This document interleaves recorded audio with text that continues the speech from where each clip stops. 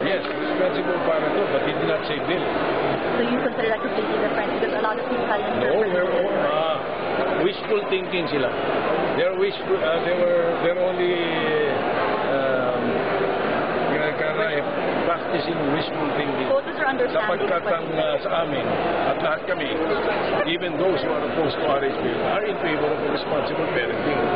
No, but now, when you want to declare contraceptives, IUDs, injectables, and condoms as essential medicines, that's not responsible parenting. When you are consenting to abortion, that is not responsible parenting. Diba? And you are going to spend 3 billion pesos to buy contraceptives, that is not responsible parenting. So the president didn't say anything about that. You want to distinguish that from wala yun. Diba? Sir, what do you wish he talked about that he didn't address? Wala naman. Mostly he was able to cover it eh.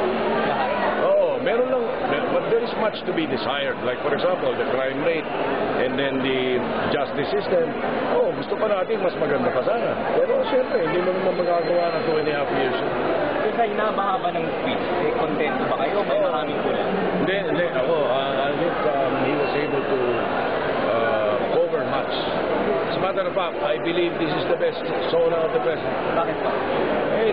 Covered niya lahat. He was confident. He exuded confidence. He exuded sincerity in what he was saying. Anong part ang Hindi parte. Gusto ko yung delivery niya. Gusto ko yung laman. Yung laman nung kalooban niya. He was talking like he was talking to somebody he was reporting to. Ganun eh. Kaya yun, generally ganun. And sincere yung kanyang report. Oo. Sincere. Maliwanag tao na hindi na ordinary tao. Oo. To that level ng class. Yes. Maganda. From A to E.